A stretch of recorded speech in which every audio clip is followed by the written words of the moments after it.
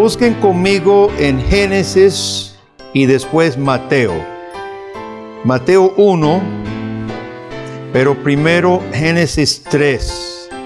Ustedes conocen la historia, vamos a leer pasajes familiares, pero pido que recordemos lo que leemos, ¿verdad? Porque simplemente vamos a referirnos a estos versículos.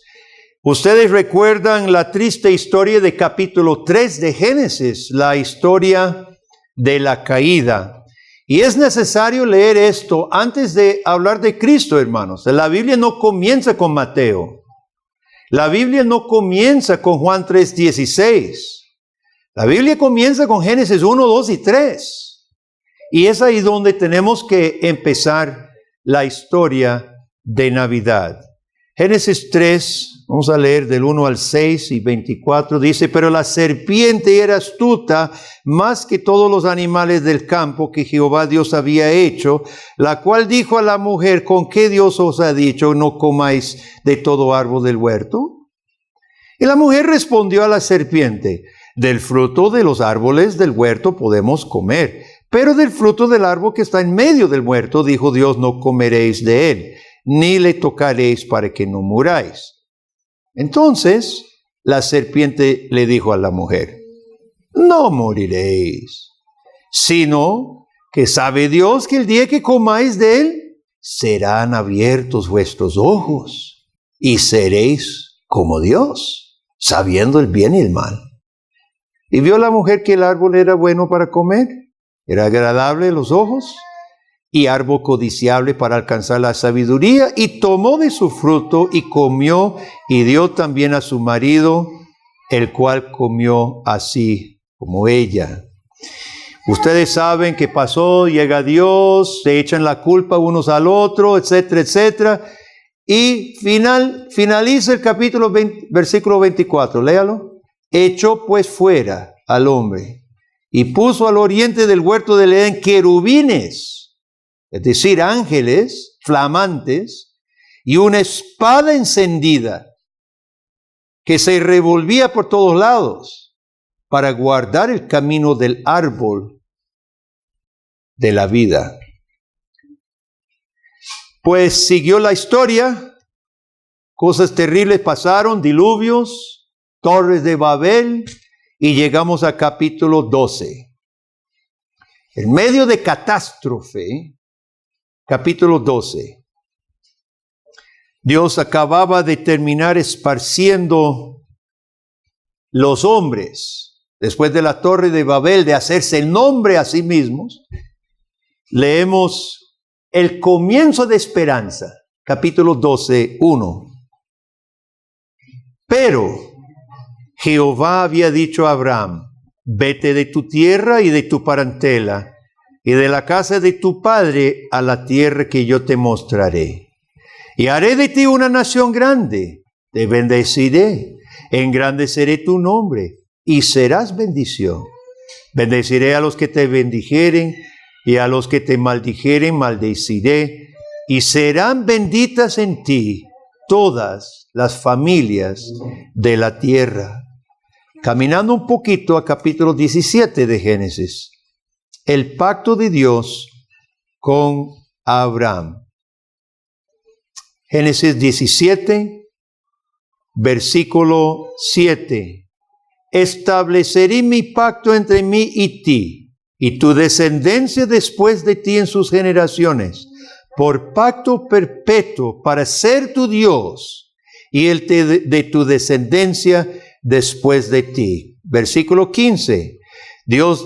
Dijo también Dios a Abraham: a Sarai tu mujer no la llamarás Sarai, mas Sara será su nombre, y la bendeciré, y también te daré de ella hijo. Sí, la bendeciré, y vendrá a ser madre de naciones, reyes de pueblos vendrán de ella. Ahora pasemos a Mateo capítulo 1. Mateo capítulo 1. Donde el ángel ya, en Lucas ya se había aparecido a María, y ahora el ángel se aparece a José, que no entiende lo que está pasando, que su novia está embarazada. Y el ángel, versículo 20, pensando él en esto de separarse, ¿verdad? Pensando José en esto, he aquí un ángel del Señor le apareció en sueños y le dijo: José, hijo de David, no temas recibir a María tu mujer, porque lo que en ella es engendrado del Espíritu Santo es. Y dará a luz un hijo y llamará su nombre Jesús, porque él salvará a su pueblo de sus pecados. Esperanza. ¿Usted ha perdido esperanza alguna vez de algo? ¿Algo serio en su vida? ¿Perdió esperanza? Es feo. Es feo perder la esperanza. Sentimos desesperación. No encontramos salida. Todos recuerdan el fin de Saúl. Saúl abandonado de la presencia de Dios. ¿Cómo termina su vida ante el enemigo filisteo que se había reunido con un gran ejército? Termina en la casa de una bruja, buscando adivinación a ver si acaso Samuel le ilumina. Y al día siguiente, ¿qué se hizo? Se suicidó, se mató en el campo de batalla. A eso puede llevar la desesperación, la desesperanza. Pero hermanos, mire, el mensaje de Navidad en medio de una tierra y en medio de una humanidad que merece estar desesperada, expulsados del huerto de la presencia de Dios, el mensaje de Navidad es esperanza. Y de eso vamos a hablar hoy. Génesis capítulo 3, muy triste, dice que Adán y Eva habían sido creados a imagen y semejanza de Dios, incluyendo la gloria de Dios. Ellos, la imagen que tenían era gloriosa, pero querían ser como la culebra. El término hebreo para describir la culebra es arum, astuta. Y finalizando, versículos 5 y 6, dice que ellos querían también esa sabiduría. Ellos querían imitar ¿a quién? No querían ser imagen de Dios, querían ser imagen del diablo. Porque lo veía arum, astuta, sabia. Lo que pasa es que fue todo un engaño. Fue un arum engañoso. Porque el pecado siempre es un engaño.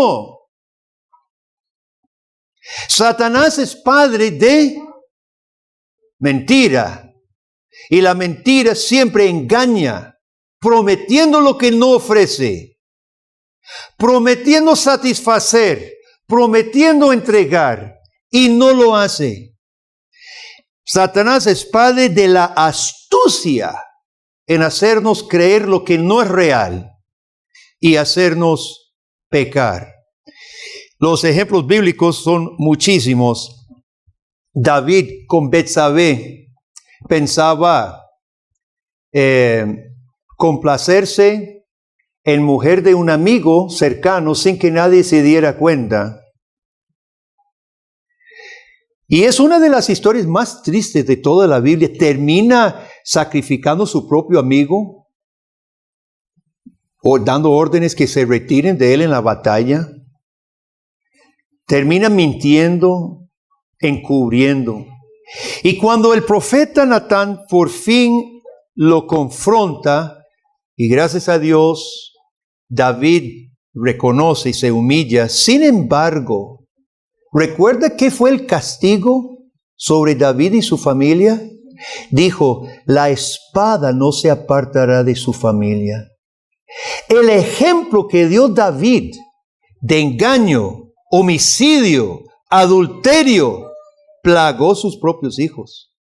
Primero, Amnón viola a su hermana, su media hermana, Tamar. ¿Se acuerda la historia?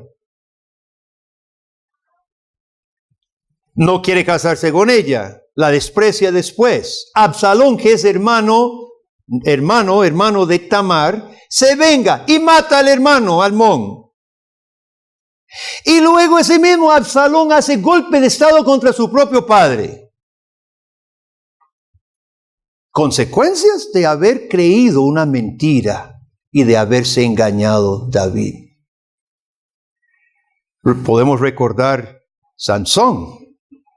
Sansón, sus padres le suplicaron, escoja una mujer del pueblo de Dios como Dios manda. No, querían dar de Don Juan con las filisteas. Y la primera vez le fue mal, le quitaron su propia esposa, ¿verdad?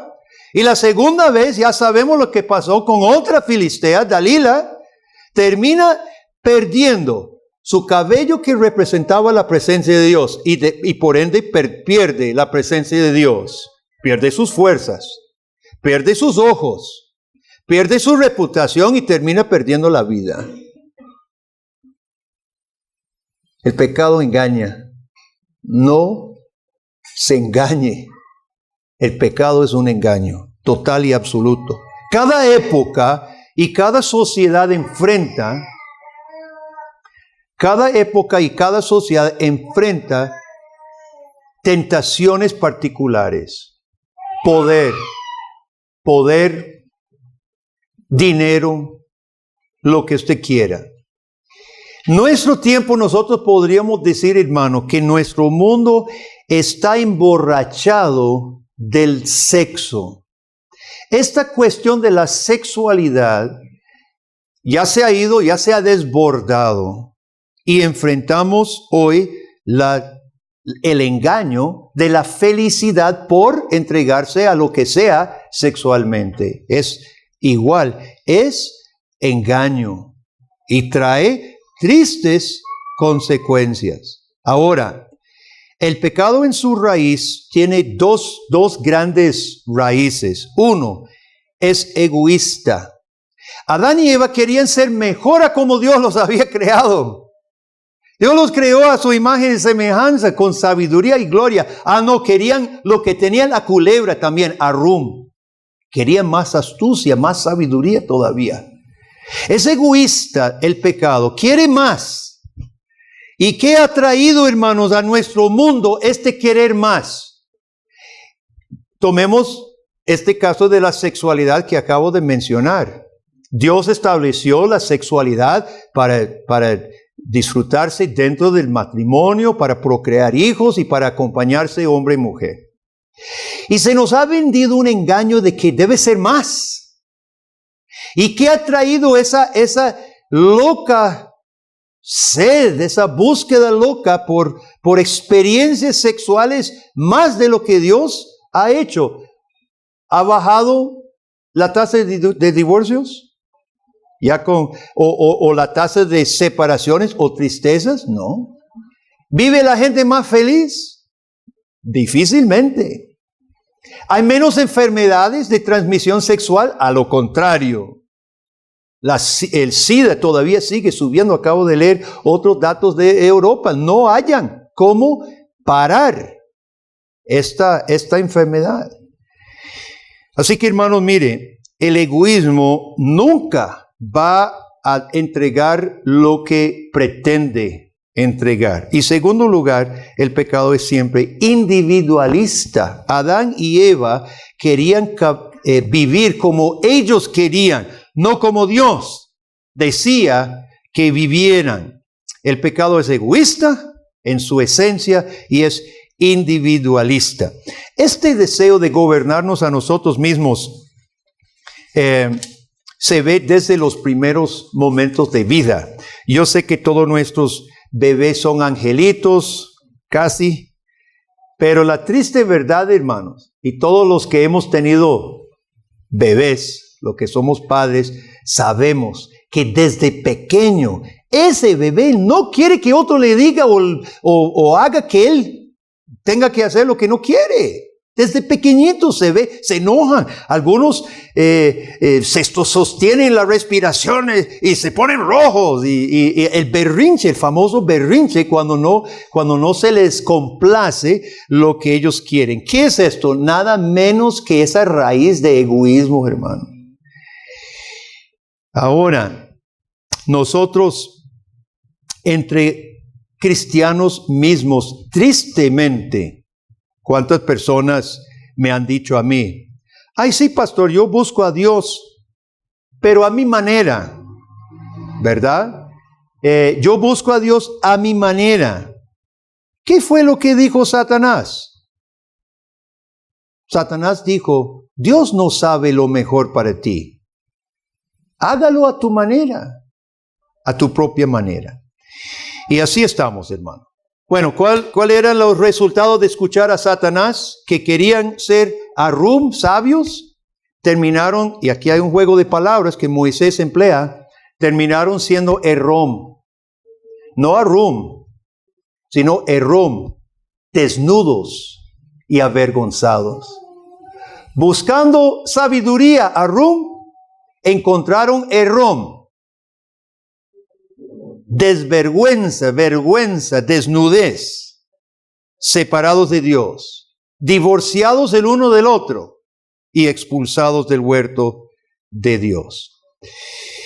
Y así en Adán y Eva, hermanos, se perdió. La historia humana fue un fracaso desde el principio. Expulsados de la presencia de Dios, se acabó todo. ¿Y para qué se nos relata esto, hermanos? Es para que nosotros nos demos cuenta de nuestra propia muerte en Adán.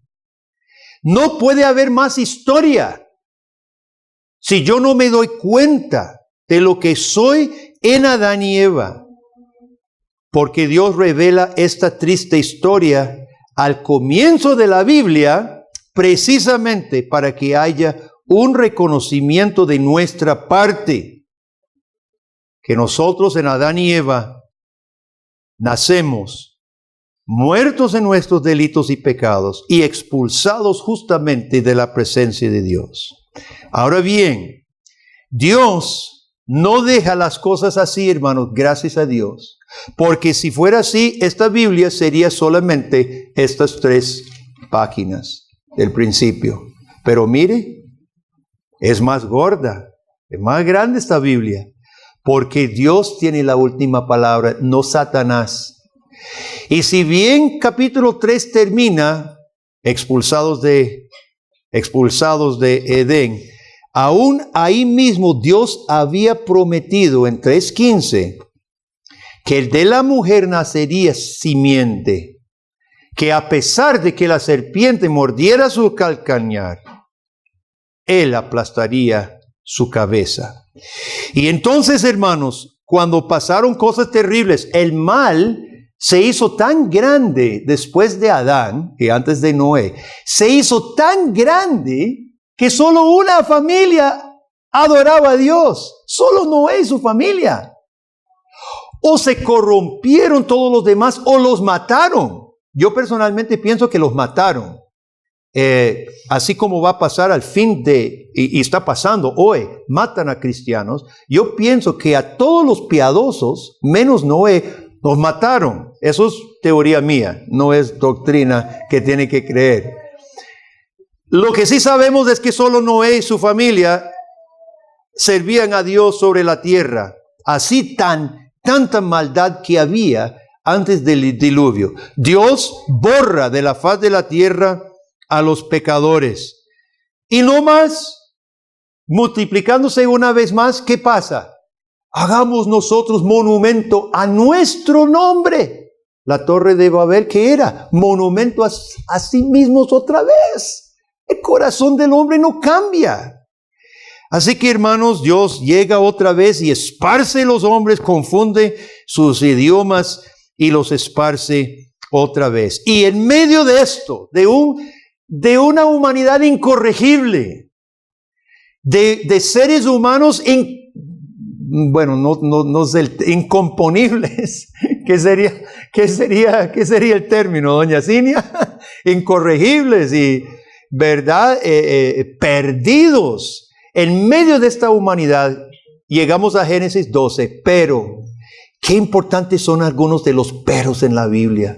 Muertos en Efesios 2, me encanta. Muertos en delitos, pero Dios que es grande en amor, con gran amor que nos amó en Cristo. Pero Dios, aquí hay otro pero. Pero Dios le había dicho a Abraham. Y Dios interviene, hermanos. Dios interviene con una promesa y comienza una nueva historia. En un mundo de desesperanza, de desesperación, castigado por Dios, Dios promete pueblo. Seré tu Dios y tu descendencia después de ti. Las familias de la tierra serán benditas en ti. Entonces Dios en capítulo 17, versículo 7 de Génesis que leímos, dice, estableceré mi pacto. Como Dios todo lo hace bien. Dios no es como soy yo a veces, ¿verdad? Que hacemos las cosas así para salir del paso medio y después me dice mi esposa, sí, pero ¿recordaste esto? Ay, no, se me olvidó eso también. Y sacamos de la manga un plan, ¿verdad? Y no está muy bien hecho. Dios no es así, mi hermano. Dios formaliza un pacto y pacto significa dos partes en relación formal con las condiciones estipuladas y claras. Y así Dios creó el mundo, así Dios había hecho al hombre al principio y así Dios retoma el plan de redención con Abraham y hace pacto. Y ese pacto incluye pueblo. Es parte de la esencia del pacto. No hace pacto solo con Abraham. El pacto promete bendiciones a las familias de la tierra, pueblo otra vez, expulsados en Edén, recogidos en la simiente de Abraham. Se llama un pacto de gracia. Nosotros le decimos un pacto de gracia.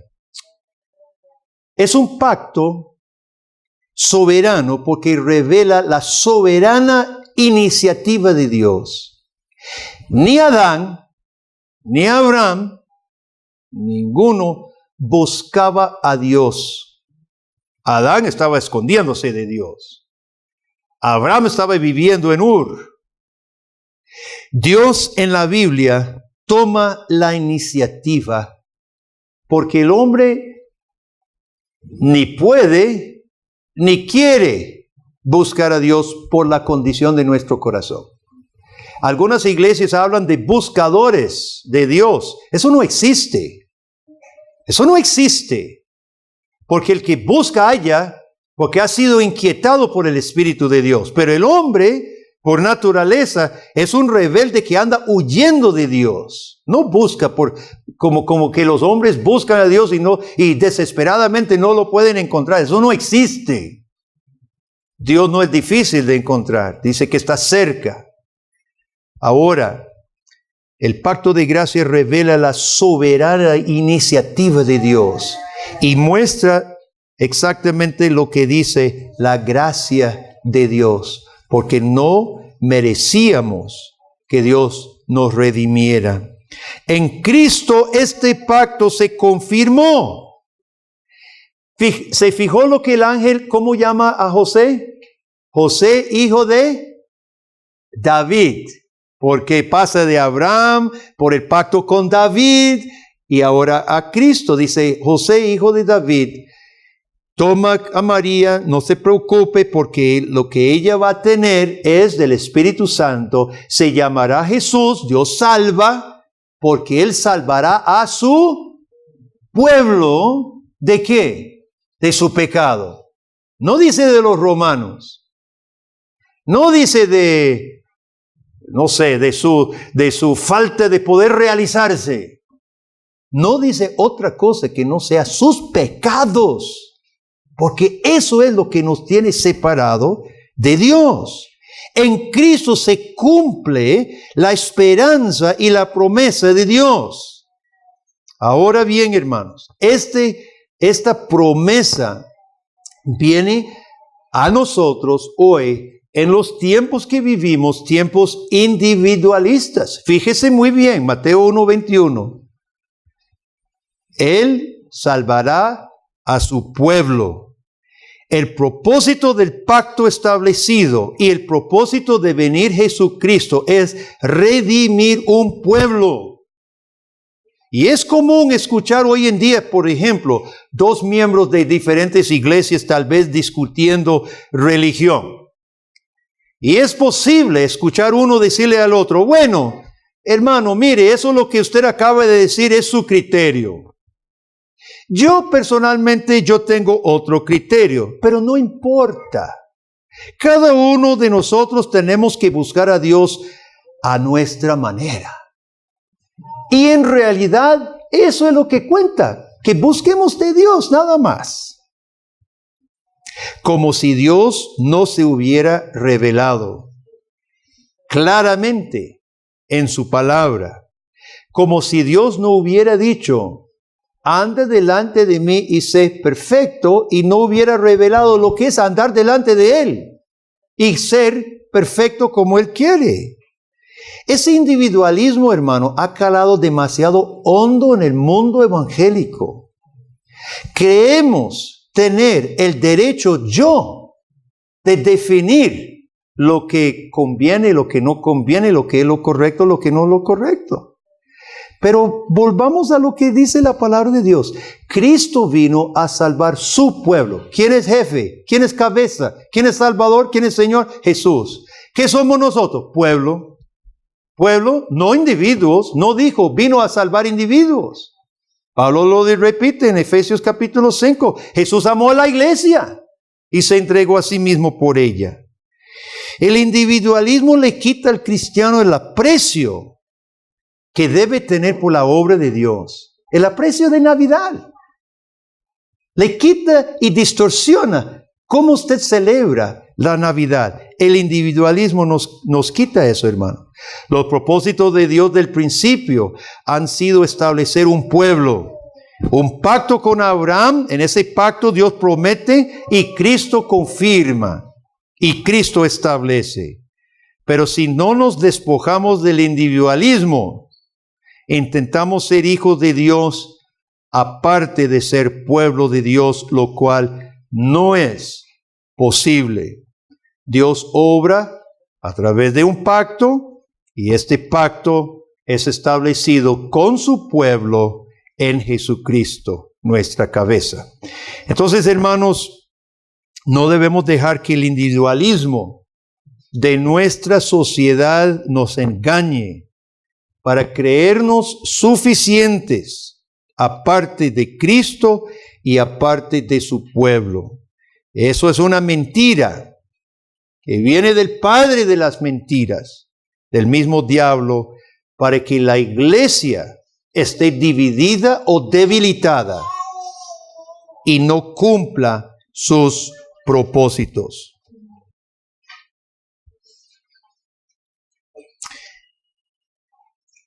Nosotros cantamos el canto de Isaías capítulo 9, porque un niño nos es nacido. Y aquellos que niegan que Jesucristo sea verdaderamente Dios, no sé cómo explican esa profecía. Porque hasta Padre, Dios fuerte, le dice de Jesucristo, ¿verdad? Es obvio que Él es Dios, el Hijo de Dios que nace. Y Jesucristo viene para cumplir. Cuando nace Isaac es como la confirmación de la promesa. ¿Se acuerda que Sara era estéril y Abraham era viejo? Pero Isaac nace como el anticipo, como cuando uno va a comprar una casa y da un adelanto, un depósito. Eso es lo que es Isaac. Pero Isaac no era el Salvador.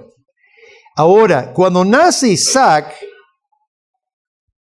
Abraham y Sara entienden que será cierta la promesa.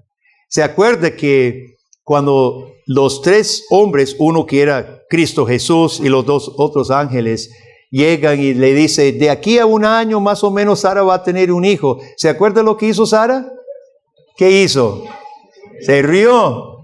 Y la confrontó, ¿verdad? Le dice, ¿por qué te ríes? No, Señor, yo no me río. Pero que te reíste. Está bien, ríese, dice. Ríese porque se va a alegrar. Y a un año nace Isaac. ¿Y sabe qué es el nombre Isaac? Risa. Le ponen risa. Había reído en burla, pero ahora se ríe de gozo.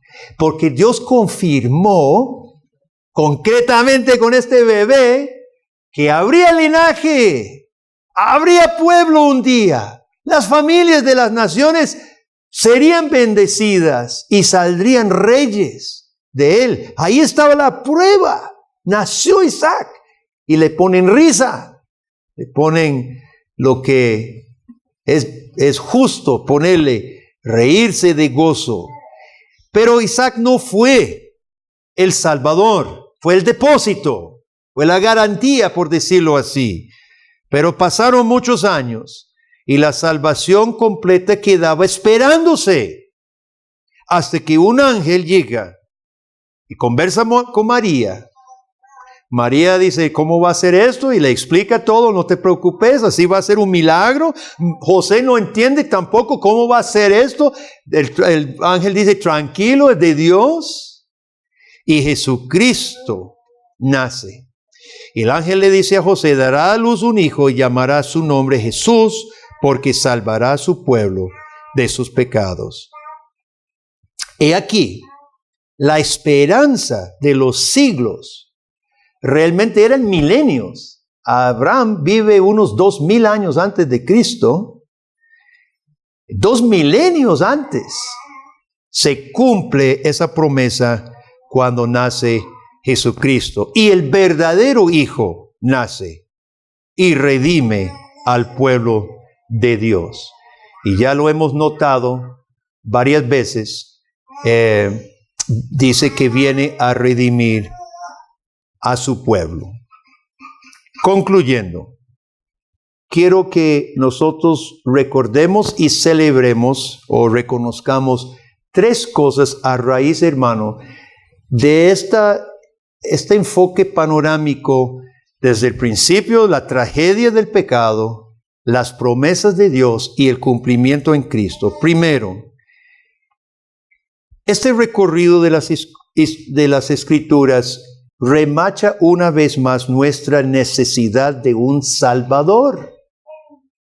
Somos pecadores. Por naturaleza, nuestra inclinación, y al nacer nosotros seguimos en los pasos de Adán y Eva, en su pecado, su egoísmo, su individualismo. Y aparte de Jesucristo, estamos simplemente, así como quedó Adán y Eva, expulsados de la presencia de Dios. Esto es necesario reconocer. Y el tiempo de Navidad, hermanos, es un buen momento de reflexionar del por qué tuvo que venir Jesús. Porque somos expulsados, somos no pueblo. Es bueno recordar, hermanos, cómo somos al nacer personas humanas, nacemos expulsados de la presencia de Dios. Segundo, este tiempo de Navidad es un buen momento de volver a creer en las promesas de Dios, de proveer a un Salvador y en el Salvador proveer pueblo de nuevo. Si el propósito de Dios era tener un pueblo, y Navidad y Cristo su venida es para cumplir esas promesas de tener un pueblo. Navidad quiere decir que usted no tiene que seguir viviendo bajo el dominio del pecado y los desastres y las tristezas que lleva el pecado. Navidad significa que usted puede volver a Dios y puede tener la verdadera paz, el verdadero gozo de no solo tener los pecados perdonados, sino esperanza que trae Jesucristo, de vida eterna, de lo que significa vivir como pueblo en comunión con Dios. En tercer lugar, este momento de Navidad es un buen tiempo. Varón, sáquela para terminar yo, por favor. Este momento de Navidad es un buen tiempo para aquel que aún no ha aclarado su relación con Jesucristo, Este es un buen tiempo, reflexionando en el significado de lo que es que Cristo vino a salvar a su pueblo. Este es un tiempo para meditar o recibir la salvación en Cristo Jesús. De poner su vida en manos del Hijo prometido. De confiar en Cristo. De seguirle como miembro de su pueblo. Navidad es el tiempo de ser restaurado como miembro del pueblo de Dios, de desechar el individualismo que hay en nuestro corazón y de reconocer que el propósito de Dios en Cristo es formar un pueblo santo que siga a nuestro Señor. Podría ser este tiempo de Navidad un tiempo de renovar pacto con Dios, renovar compromiso con Dios y de apoyarnos unos a otros, de estar unidos y de ayudar al que necesite, y un momento de consagrar nuestras familias a los propósitos de Dios. Este es un tiempo, un momento cuando recibimos o celebramos esperanza, porque éramos un no pueblo, alejado de la ciudadanía de Israel, apartados de Dios y sin esperanza en este mundo. Pero Dios prometió y Dios cumplió. La esperanza para este mundo, hermanos, es que Dios en su gracia quería volver a tener un pueblo. ¿Dónde está usted, querido amigo? ¿Dónde se encuentra? Se encuentra dentro de los planes de Dios. Se encuentra dentro de esta gran historia que está haciendo Dios en Cristo con su pueblo. Se encuentra dentro de los planes de Dios en Jesús. Navidad es un tiempo de esperanza para el pueblo del Señor, porque la obra que Dios comenzó, la terminará. ¿Cuántos lo creen? Amén. Amén. Oremos. Gracias, Señor. Al recordar de nuevo toda la historia desde el principio, reconocemos que junto con Adán y Eva, era justo que nos sacara de tu presencia. Pero gracias, Señor, que la última palabra la tienes tú, en Cristo. Prometiste, diste pruebas y cumpliste en Cristo. Oh Dios, si alguno está escuchando este mensaje, que aún no ha comprendido su necesidad de creer y confesar a Cristo como su Salvador, arrepintiéndose de sus pecados, por favor, que este sea el momento en que tú le toques su corazón, oh Dios. Cualquier otro padre entre nosotros que necesite reconfirmar compromisos, posiblemente coqueteando el individualismo en su corazón, el egoísmo, el egocentrismo, el pecado que engaña siempre y nunca deja lo que promete. Oh Dios, que este momento sea un momento de reconfirmación de compromisos ante ti, de recomprometer nuestra vida, Dios. Te damos las gracias, Señor Jesús, por haber nacido para salvarnos, por haber nacido para formar este pueblo. Jesús, tú que dijiste, edificaré mi iglesia, las puertas del Hades no prevalecerán contra ella. Gracias, Señor, te damos por esa gran promesa y el gran cumplimiento y la seguridad que nosotros tenemos, que al pertenecer a ti, tú cumplirás, tú completarás la obra que has comenzado en nosotros. Gracias, Señor. En el nombre de Jesús. Amén y amén.